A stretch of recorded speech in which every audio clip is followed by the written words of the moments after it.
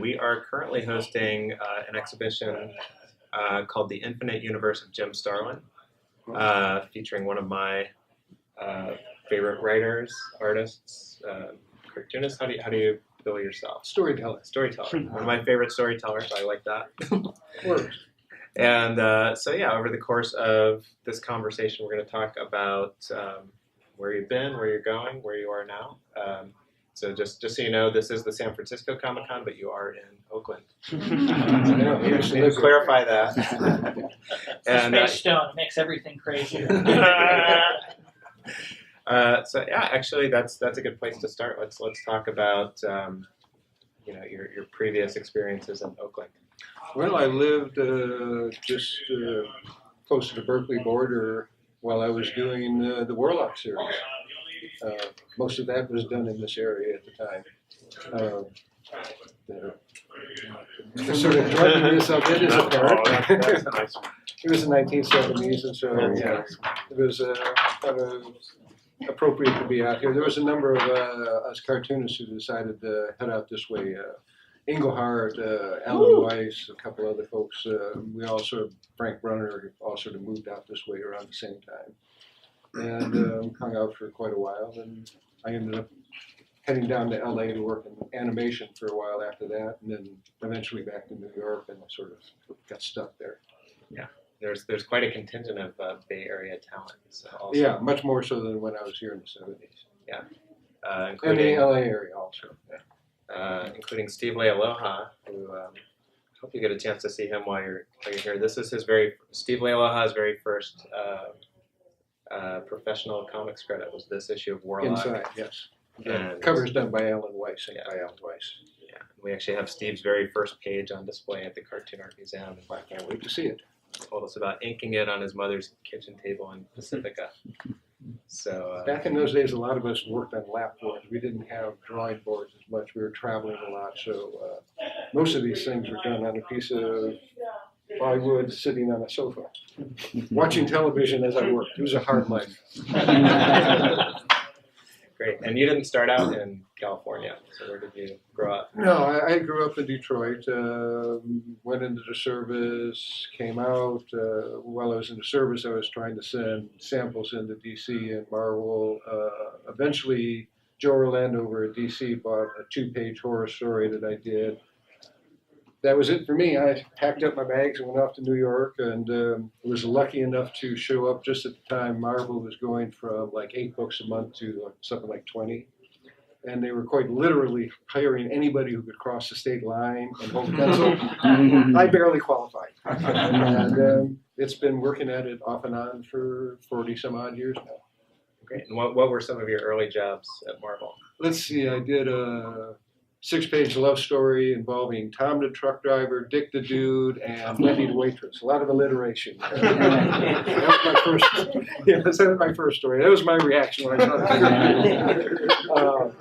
But did a couple of horror stories, and eventually George Tuska, who was the regular artist on Iron Man at the time, had to go in for an operation, and they said we need a couple fill-in issues, and I did one with Mike Friedrichs, in which case we introduced Thanos and Drax the Destroyer in that book. And then the second Iron Man issue was sort of a funny thing I did with Steve Gerber. And Stan Lee hated it so much he fired both Steve Gerber and I. But it worked out okay because Roy felt sorry for me and gave me Captain Marvel instead. Great. And did you think those Iron Man issues were going to, other than getting fired, did you think those were going to lead to anything? No, I wanted to do, the Thanos thing. I mean, as soon as I found out that they had a whole book to do, I was supposed to plot it out with Mike Friedrichs, who was sharing an apartment out in Staten Island with a number of different cartoonists. This was a commune more than anything else.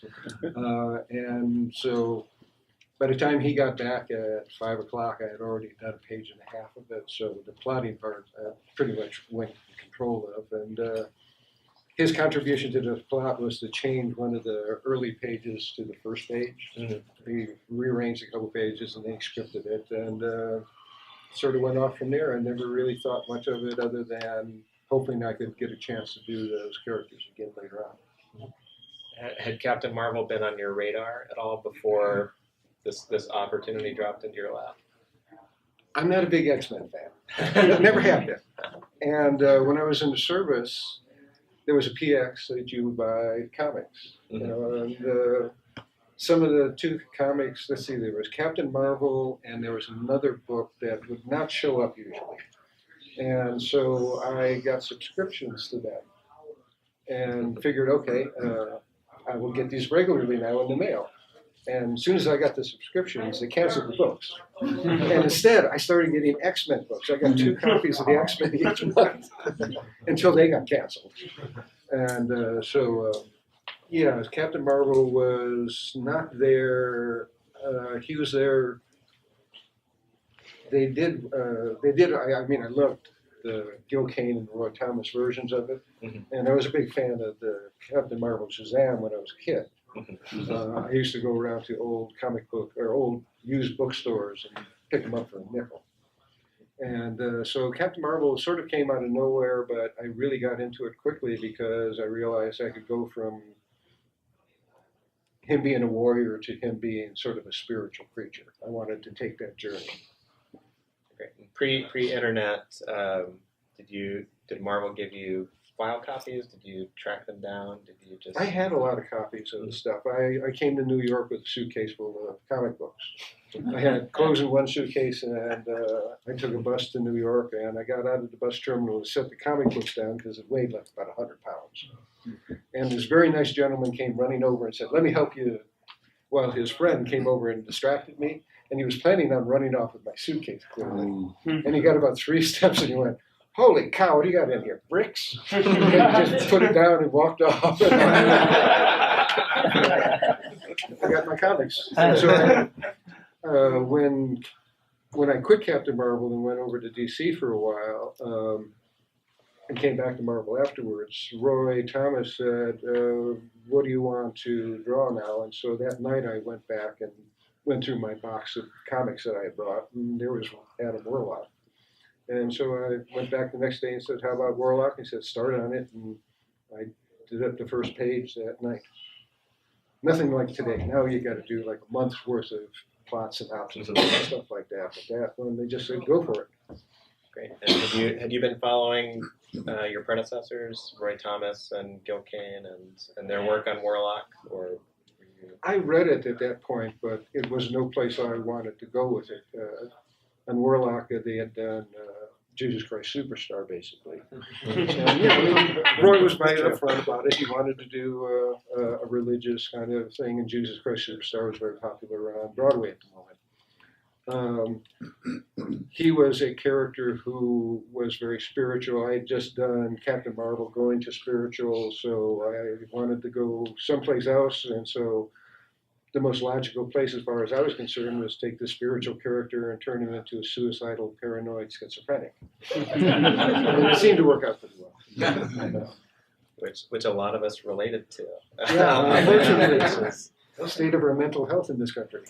Yeah, because I was probably, I don't know if I was quite born when this came out, but I did discover it as a teenager, and this just spoke to me and really resonated with me, and I think that's really what connected with so many Marvel readers at the time, that it was, it was capturing the feeling of the.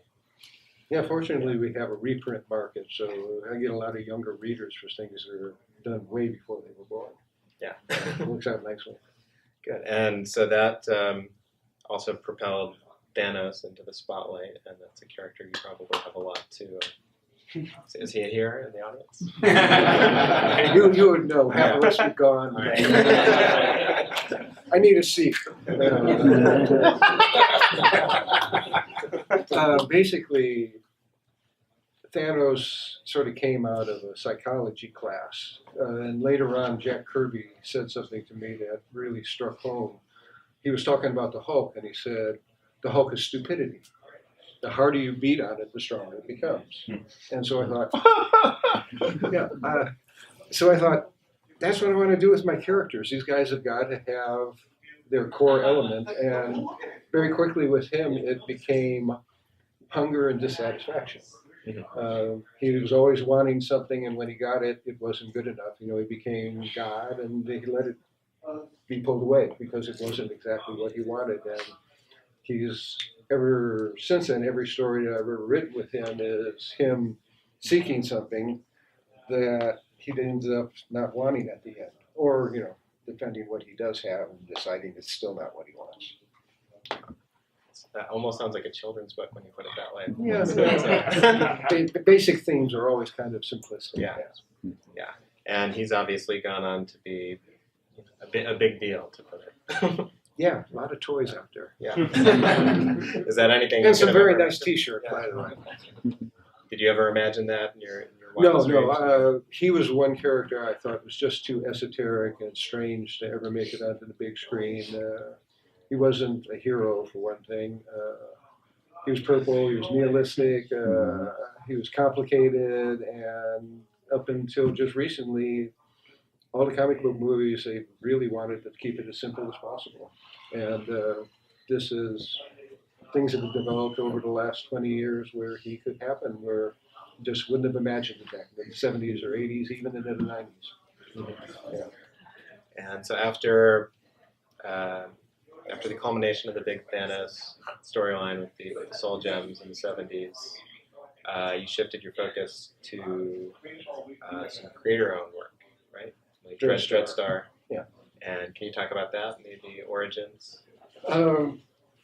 He was an anarchist.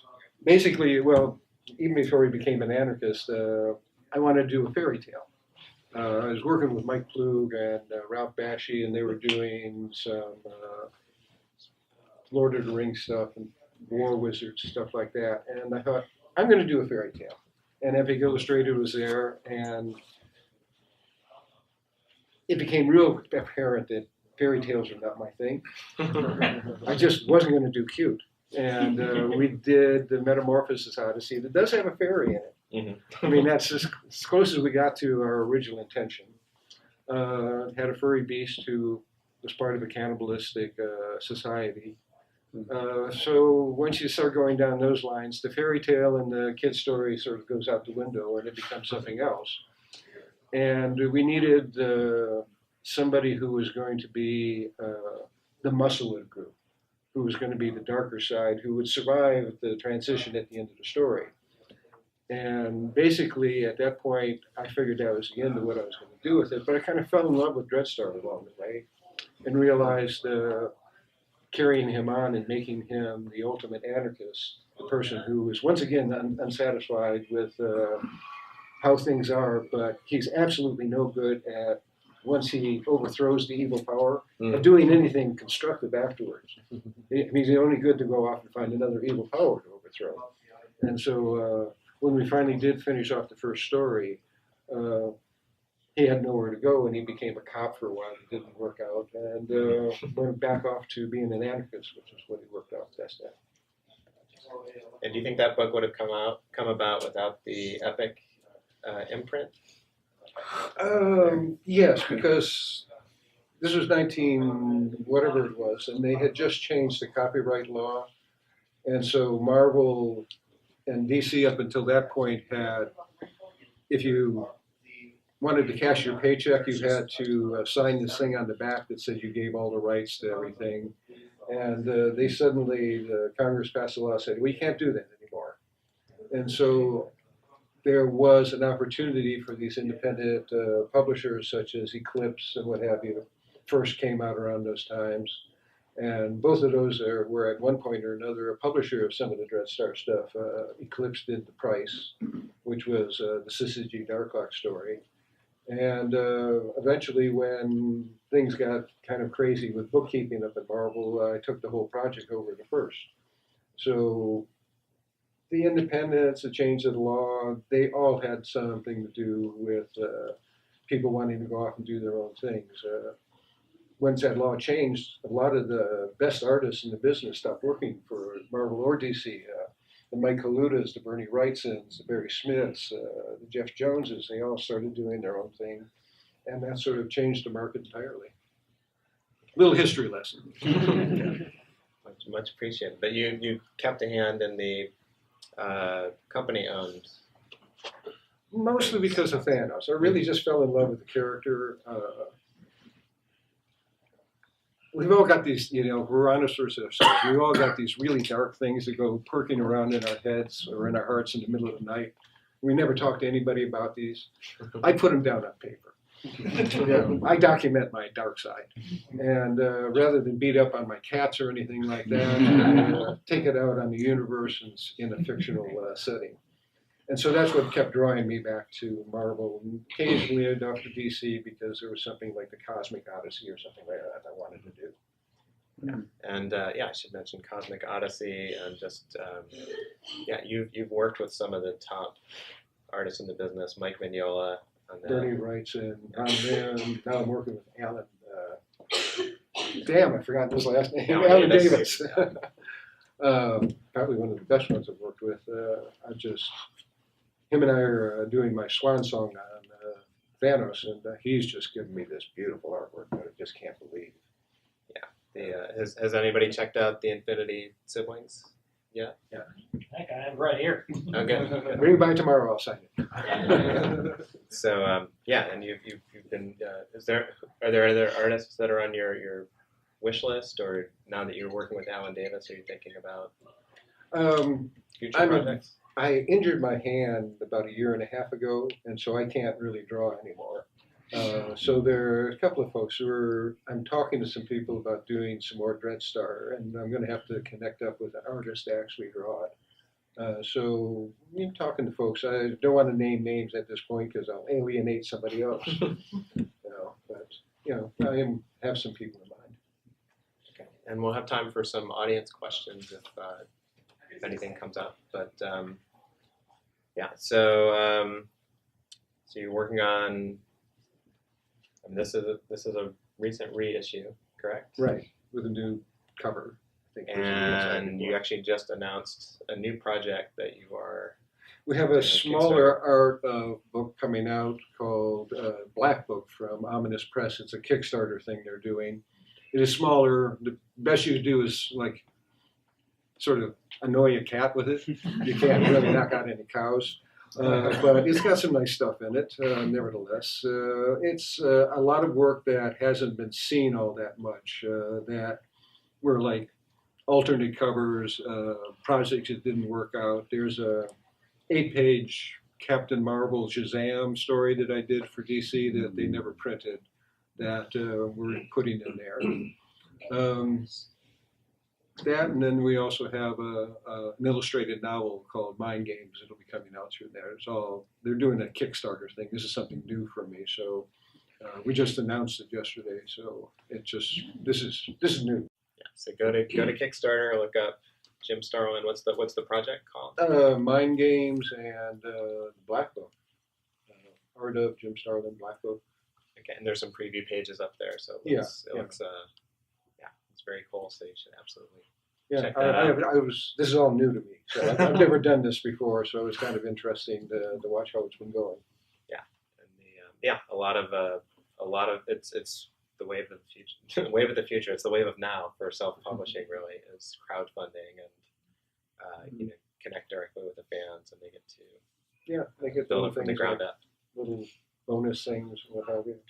I thought it was pretty cool myself. Yeah, I'm not a business person, so that's. You can probably guess.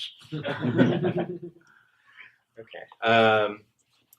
So yeah, you mentioned Hollywood earlier. So what's this whole experience been like? What's it been like going from the typical comic book artist life of toiling away in your studio to getting the occasional red carpet treatment? It's surreal. I mean, there's still a huge gap between what I feel is myself and what is up there on the screen. He's there, he's recognizably something I created, but at the same time, it's gone through so many other hands and it's so different, but at the same time the same, that I'm having a real hard time connecting myself up to it in my head. It's more of a case of like, this is really cool. I wish I had done it. And it's also kind of strange because I've done been on a few film sets before, and we went down to Atlanta. They invited us down for the shooting of the next movie that'll be coming out. And it was just kind of surreal walking around there. All the sets that they had from this movie that's out now, they were just about to tear down. So they let us wander around the sets.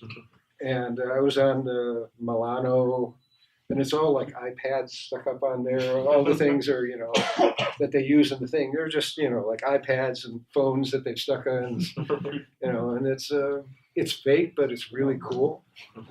And we went down there, and I thought, well, the first thing they had us do was sign a non-disclosure form.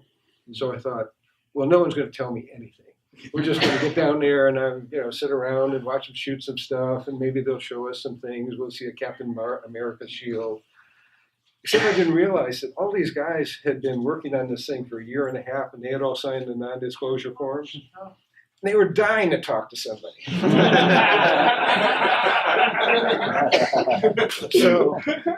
So within about 15 minutes, we learned everything. There's still details. I enjoyed the movie because there were like the details of how they got from one point to the other, but I knew where they were going, and even know how they're going to end it here in the next movie.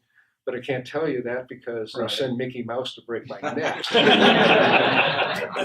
It's been odd. It's fun. I've been communicating with the two writers a lot on it. They did the foreword on the siblings book, and it's been interesting, and it continues to be so. Any if they were looking the other way, what's the one prop you would take off the set? Oh, I would have grabbed one of those gauntlets for sure. There's the little toy one where you can manipulate. There's about 1 million pictures about me giving the finger in that thing. That's the first thing everybody wants you to do. So, that would have been what I would have gotten. There was no actual Thanos suit for me to steal. He was all. In fact, that was kind of one of the interesting things at the beginning. They didn't have a lot of film footage to show us, but they had an experimental thing that they did with Josh Brolin for a scene that they never used in the movie, and it was basically him sitting in the dark, heavily shadowed, and talking and saying his scene. But at the time, they didn't do the outer, it was just the form. Mm-hmm. It was this purple naked guy sitting in the dark and talking about, you have to give me something. And my first reaction was, oh, they're doing an X-rated adventure. But later on, they did put him in costume, much more so. He hadn't done it and stuff like that. Yeah, I've heard that from friends in computer animation, that the clothes are the last thing to go on. There are versions of some of your favorite films that would traumatize you if you had to see. This is one of them. I had nightmares at that. That actually brings up a question. Do you ever dream about your characters? Have you interacted with them? Or not so much. I've got a pretty good separation between what's the reality. There's a writer I know who wrote a novel who dedicated the book to his fictional characters from the comics, and I always thought that was kind of strange. No, I very seldom. I come up with ideas sometimes in my sleep, and since I injured my hand, I've dreamt that I've been drawing this a number of times. But no, there's usually there's a pretty good separation. My dreams usually have a lot of sex and violence. Things that we couldn't put in the comic book. So there's another outlet for that. Yeah. Okay. Can you talk about some of your non-comics work, some of your prose? Well, the Kickstarter is the start of a series of novels that I don't know if any of you remember the Hardcore Station comic book series I did from the 80s. Oh, don't applaud, it was horrible. It was just really terrible. They had a panel of 3 editors, and every editor contributed something to that I didn't want. And so I was really kind of burnt on that story even before I began on it, and it really shows it in the art. But now I always loved the location, and so I've set these novels on Hardcore Station at Satellite, or around it, or it pops into the story. And it's a series of stories about, well, the first one's about a telepath who's a psychiatrist who, in a past life, was a gangster. And he's called back to solve his father's murder, who was the head gangster. And then it goes off into the story about Last Goods Boys is the second one in the series, and that's about 3 genetically enhanced babies who grow up to, they're supposed to help rid humanity of this group called Omnivore Incorporated, which is a bunch of vegetables that have a corporation that run everything now. I know it works much better than well. And these guys are supposed to have been created to help overthrow them, except everything goes awry, and they end up growing up not knowing each other, and the whole story seems like they're more likely to kill each other off than they are to do any good. And that's what the first book is about. And the third book in the series is called The Profit Equation, which I just finished, and that is about the aftermath of what happens in the second book. I really can't tell you much about the third book without ruining the second book for you. And we won't make you do that. Yeah. I'll have to hit you with the book if you push me. That's a big one, yeah. All right, audience question. Sure, let's go off there. Right over there. I was wondering about like your hand injury. What happened, and are you taking any like means to mend it or heal it so that you can go back to drawing? It was a compressed air accident. Blew a big hole in the hand, about 1.5 inches deep. Did a bunch of muscle damage, and I've done therapy, but I do about 15 minutes of drawing, and it just spasms up on me. I really can't do anything for any length of time. That's why I'm not doing sketches anymore. And I don't consider a hero. He's a damaged character. He's very damaged in so many ways. The whole teenage sidekick thing always bothered me. Here you do, you're fighting crime, you're dressed in a black and gray outfit, and what do? You get a kid in primary colors and you send them out there, and it's basically like, shoot at him. This is no longer child abuse, this is child endangerment. And so I tried to avoid using Robin whenever I could, except Denny would occasionally, who was the editor, push me into it. And at one point, well, I'll tell this story. At one point, DC wanted to do an AIDS book.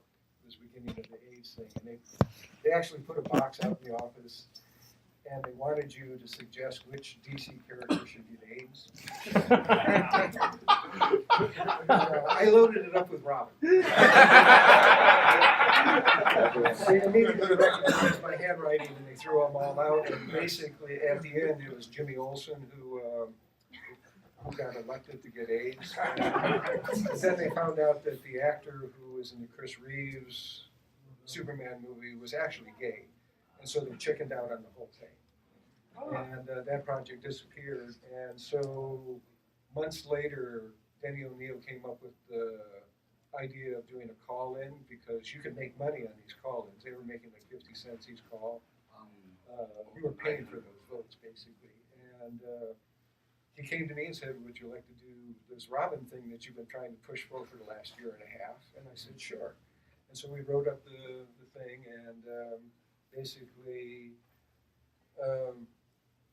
it worked out statistically a dead heat. It was only like 72 votes out of 10,000 difference. And so it could have gone either way, which surprised me, because I always thought you guys were much more ghoulish than you actually are. I figured he was going to be, I figured he was gone like that, but he wasn't. But basically, working on Batman gave me a chance to work with folks like Bernie Wrightson and Jim Aparo, artists that I wouldn't have been able to work with otherwise. So I got to read it for a while. Plus, the fact that I didn't have to draw it, so I tend to avoid real life stuff, so I don't have to draw horses or cars. And working with these guys, they got to draw the horses and the cars. You with a good-looking T-shirt. This is the part where I try and get you in trouble. Okay, that's So, easy to do. well, I remember in an interview you said that you were pretty satisfied with how they did Thanos in the movie. But I was curious if there was anything in there that you wanted you would have liked Thanos to have in the movie that they didn't do. Just the opposite. I would have liked to see the eyeballs go, but I realized why they would need them because it helps create the emotion, and he's a very emotional character. I always had him without eyeballs, and so that is the only thing that sort of irks me a little way when I see it. But it's still he was so good. I mean, he was never on my list of people who always thought it was going to be just a voiceover role. So I was thinking like a post-cancerous Arnold Schwarzenegger or Idris Elba, somebody who had a nice, deep, dark voice. And whoever it was. And when Josh came on screen there, now I can't imagine anybody else playing him at that because he had the motion down. Everything you see him do on screen, he actually did because they had him with about 40 pounds worth of equipment on his shoulders, including a stick with a ball on top so that you could see how tall he was supposed to be and when they were going to do the computer creation. So they would have to fill up that entire space. So he he was a kicker. I mean, he really captured the character, the way he moved, his gestures and that. I just thought, this guy really spent a lot of time just looking at the comic books and seeing how he figured this would be turned into a live action thing. I was quite impressed by the whole thing. But the eyeballs, like I said, that was my only thing. Yeah. What out of all of your work, what's been your favorite run to work on? What did you find the most enjoyment out of? Oh, different things. I think my favorite of all time is the Death of Captain Marvel. I just really hit the cylinders on that one. Yeah. My favorite Thanos story is the Thanos Quest, not the Infinity Gauntlet. I think he's much more Thanos in that than he is anywhere else, even though he is getting the Infinity Gauntlet on it. The one I had the most fun on was probably Dreadstar because I was completely independent on that. And I got to go wherever I wanted to, and sometimes that would do it some detriment. I got him out of that good-looking outfit and put him in that strange tights thing eventually. If I had it all to do over again, I would have not done that. I liked the place where he went, but I just didn't like the visuals. And if we ever get into something, if we ever get another live-action thing together like we had there, that would be the one thing I would say, don't take him out of that outfit. Yeah, sort of following up on the Batman question. Most of your other work has been in the science fiction genre, kind of one way or another. So I was wondering if you could speak to what sort of influenced you in that direction. I was reading a lot of crime novels at that point, Elmore Leonard and stuff like that, Andrew Box. I meant, what were your science fiction influences? Well, Roger Zelazny, a lot of folks from back in the 60s. Von Vogt was one, I think his name is. Yes. Damn, I'm really bad at pulling up names of people. He's still there. Damn. Asimov, I actually did a cover for a collection of Asimov stories one time, a painted cover. All those guys from back there, they sort of set me into it, and I pick it up occasionally. I'm not a real big science fiction reader now, but occasionally I'll grab up. There's a Banks I like. It's culture stories. I enjoy those. When I see a new one of those, I come out and grab those out. But my input is more eclectic these days. I read just about anything that somebody really recommends. Well, I think even back when you were doing Captain Marvel and Warlock, you're incorporating a lot of like psychology and religion. I was doing Wilhelm Reich and Castaneda, anything. It was 1970s, Yeah. I was drugged out of my mind. And I was thinking. I love it. Thank you. As for the Infinity War take on Thanos, Do you prefer him being a humanist, or do you like him more like a nihilist? Well, even his more altruistic, cinematic self, he's very nihilistic. I mean, his solution, rather than double the resources that would keep people alive, his solution is to eliminate half the people. That's nihilistic in the extreme. When you can do something else and do this instead. Maybe we don't have Mister's death there, but he's just as sick a character as he was in the comic book. He's just a different kind of sick character. That there. In the Thanos quest that you did with Ron Lim, at that point you had changed calling the gems soul gems to infinity gems. Right. And then, you did the different colors. What was your thinking on kind of transitioning from calling them one thing to another? When I was in grade school, I went to a parochial grade school. I had church jammed into me 6 days a week. I had John Birch and nuns.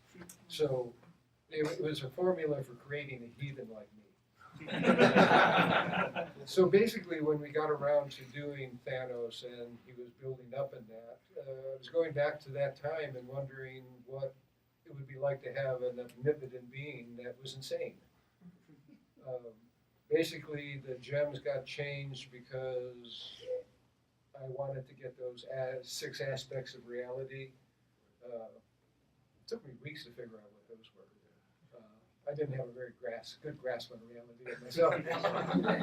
But basically, it was just to build him into a god. It was always the intention. We floated around different ideas as we were doing the Silver Surfer idea. It was only just recently that somebody pointed out to me that, I think it's Silver Surfer 34, he's going for the whole kill off half the things for the resources thing. Environment, right? Yeah, I opted for Mistress Death instead because it very quickly became apparent to me that, well, if he can do that, he can double the thing. So the movie people decided to go that route, which is fine because, but I didn't realize at the time that they were pulling it out of my own stuff. Okay, it's a movie, it's theirs, they do, oh, I did that, sorry. But basically, that was why the story got changed. You had a question? Yeah. I cut you off, couple. I was really excited to hear you bring up the stories that are going to be in the upcoming book for Hardcore Station. I was just wondering if there's any chance that you might have a mini-series or something coming up with DC returning to that character. No, I'm not working for the main companies anymore. Oh. Just Neither of the big two. no. I have enough other stuff that it's my stuff, and I'd rather do my stuff now. Any chance the TV show is going to still come out for Dreadstar? We're working and talking to people. We've seen if we can find a producer who doesn't die on me. It really puts a dent in the production. Someone snap their fingers. Yeah, that's a long time. Yes, you and Danny O'Neill worked on Killing Jason Todd. Right. And Right. I think he surprised a lot of people when he came back and became Red Hood. Are there any other characters like that where you did not expect where they ended up after your involvement with them? I didn't have any characters that ended up going, well, then, if you're working for either the two major companies, you tend to have to give up the character. I mean, Thanos is going in directions I have no idea anymore. If it's something I've really invested myself in, I don't follow it afterwards. Because a lot of times it can be too painful. I mean, I remember shortly after leaving Thanos at one point that they did a Kesar story where Kesar beats up Thanos. Let's stop paying attention to this stuff. It's just going to hurt. So yeah, I don't really keep any attention to what's going on after I leave it. Did you work on any characters that you didn't kill? Hit the trunk. Oh, wait, shit, I killed the trunk. I'm just Laura asking. killed at one point or another. Never killed Shang-Chi. They offered me him at one point. I kill them off and I pass on it just because I'd killed off too many at that point. I didn't want to get typecast, but it was too late. Do you think you got Death of the New Gods because you were typecasted as someone that killed people? Oh, definitely. I wish I hadn't. That was one of those projects that just didn't work out well. But, you know, it happens. They got better. There was like a crossover of DC and Marvel, say the Thanos the main villain, and get Superman as a DC, the, like a fight off, I feel like video game or comic book featurette. I missed most of that. You get DC and Marvel crossover, like but Thanos the main character villain of the feature reference of comic book or video games. Of the film. Didn't they do something like that with the crossover and one of them They where did Marvel. Thanos Oh and my Darkseid God. faced off? Yeah, Marvel versus DC. Yeah. Well, that's Darkseid, not Thanos. Yeah. What like a Thanos? It's like Darkseid, like they appear the character, the main villain. Well, they may do that one of these days. I like I said, I'm not working for either companies these days, so whatever happens to Thanos is in the lap of the gods at this point. He's not dead, but unstoppable. Kind of following, looking back at the characters and trying not to because, you don't know what they're going to do and it's painful. What was your initial reaction when you heard Disney was buying Marvel?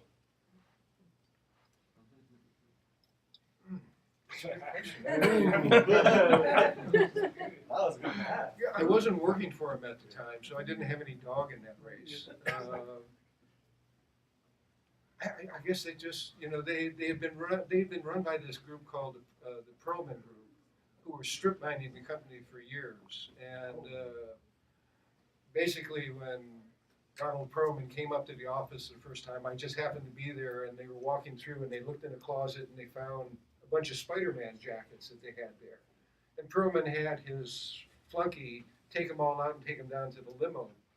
And at that point I said, oh, these guys are here just to strip mine. So I quit Marvel shortly after that. And I figured that Disney couldn't do any worse than this guy was doing. So I think that may have been my reaction. And they had gone through a lot of periods. They had almost went bankrupt. Their stock almost busted for a while. So in many ways, Disney taking over was probably a good thing as far as Marvel went, as far as I'm concerned. I mean, I'm very happy with the movies. So can't badmouth them too much. I can, but I'm not going to. Because the mouse will break my kneecap. Any other questions? If you were asked to do like a segment or a series for Hellboy, like Saga at least, would you do it? I was actually talking to Mike about doing something at one point. I did a little short Hellboy story for that anthology book that they did. Mike and I are pretty tight. We run into each other at the oddest places. And at one point I was actually talking to him about it, but for some reason it never happened. Something else came up and paid more or something. I can't remember what it was. What would you do now? Well, I don't draw anymore, so it'd be kind of hard. And I think he writes all the old stuff, so you don't want to kick off the creator on something that he's actually writing. It's bad form.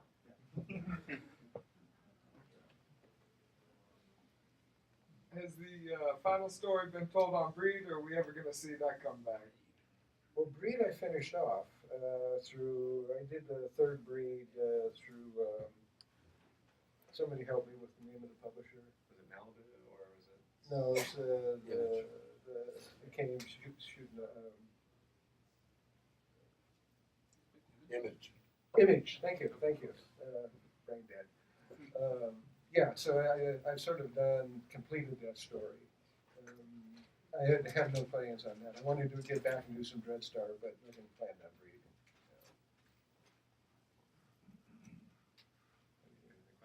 Is there a character that you were never able to work with or a series that you would like to? Did you have a chance?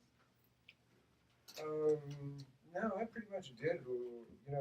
I've done just about every character I wanted to over at the two major companies. I'm more into wanting to do certain stories than I do characters at this point. but the majority of characters that are out there that they want you to work on are heroes, and I don't do the heroes well. I do broken people much better than I do heroes. You know, when we talked about DC, we talked about the Superman stuff, and I wouldn't know what to do with Superman. I mean, I had a nice little run with him, but I always was able to match him up with different people. And we had Mongo running around, so it made the stories interesting because we had an interesting villain. But I wouldn't know what to do with a character like Superman or Flash or Green Lantern. They're just not my kind of people. They're too healthy. What can I tell you? This is just kind of a weird curiosity thing, because I remember that Metron was part of an inspiration for the creation of Thanos, and I'm just curious, if you just put those two together in a room, what do you think they would talk about? They'd probably play chess. And try and kill each other on a chess game. No, I just figured he was the most intellectual of the new gods. I liked his visor, so Thanos has a visor very similar to that. Basically, in some interview down the line, we were joking about Darkseid and Thanos, and somewhere along the line, everybody thought he was basically the inspiration for Thanos, and it was more Metron than anybody. And he's so different than Metron at this point that any similarity would have been the visor. But basically, those two are. I always like characters that are a little bit more complex, and they were both very complex characters. It's a pity Jack couldn't do more with the character. Okay, we got time for probably one or two more questions. I got to mention that I have $1 off passes to the Cartoon Art Museum, so if you want to see close to 50 originals by Mr. Starlin in San Francisco, help yourself. So make sure that you check it out. That exhibition will be up through Labor Day. It's got everything from Captain Marvel through Warlock, Dreadstar, some paintings. I haven't seen the show myself. Some paintings and some things that you haven't seen in a long time, and maybe you haven't seen either. Yeah, you have a question? Yeah, I was just curious. I mean, how early were you doing illustrations in creative writing? My dad worked for Chrysler. He was a draftsman at Chrysler, and he figured one of his fringe benefits at the end of the day was to jam as much tracing paper, number 2 pencils, and masking tape into his briefcase as he could sneak out. And he was going to use them for his woodworking hobby. I discovered you could trace out the comic books, and I would sit there and trace. I was 8 years old. I was tracing Jack Kirby Thing Hulk fights and stuff like that. So that's basically where I started off at. And the writing I sort of got into because I did a couple of fill-in pages for an Iron Man job, and it involved the character Happy Hogan, who was Iron Man's sidekick. And at one point he comes out of a room and he kicks over a trash can because he's upset with Pepper Potts. And the line was, "Look what this woman has done to me. She's turned me into a litter bug." I thought, I can do better. So that's what started my writing career. Yeah. Self-defense. One more, anybody else? Yeah, tomorrow you're signing autographs, right? Yeah, I'll be down at the table tomorrow and Sunday. Is there any limit on how many? No, I'm charging $5 for the thing, and half of that goes to Heroes Initiative for getting medical insurance for. Yeah, I'm keeping half of it for myself. I need to eat and drink. Thanks, everybody.